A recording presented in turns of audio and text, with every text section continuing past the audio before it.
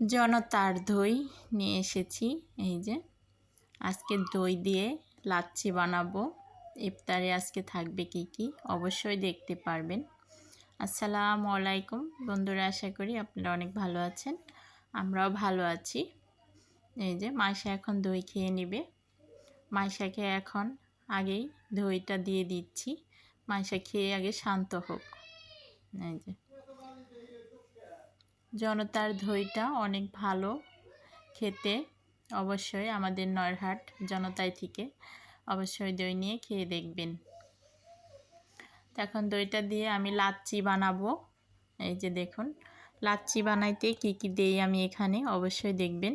এই যে আমার কিন্তু জনতার দইটা অনেক পছন্দ, অনেক ভালো লাগে খেতে, আর লাচ্ছিটাও ভালো লাগে। লাচ্ছিটাও বাসার সবারই পছন্দ, তার জন্য আমি এখন লাচ্ছিটা করে নিচ্ছি। এই যে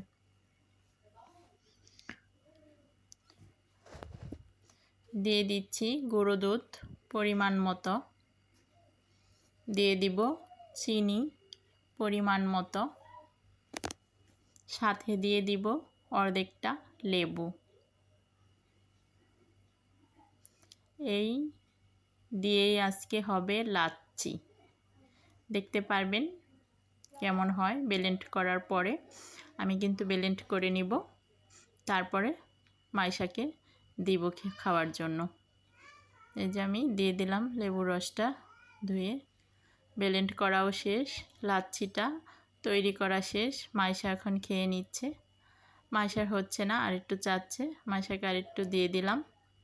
তো এই যে দেখুন খুব সুন্দর হয়েছে লাচ্ছিটা। এখন মাইশা খেয়ে নেবে। এই যে খেতে থাক মাইশা, নাকি আর এ ফাঁকে আমরা দেখি এখানে কি কি রাখা আছে। এই যে বোন্দা, সাথে আছে বেগুনি, আলুর চপ, পেঁজু, সাথে আছে ছোলা, সালাদ। তো বন্ধুরা আজকের ইফতার এই তো। সবাই ভালো থাকুন, সুস্থ থাকুন, আল্লাহ হাফেজ।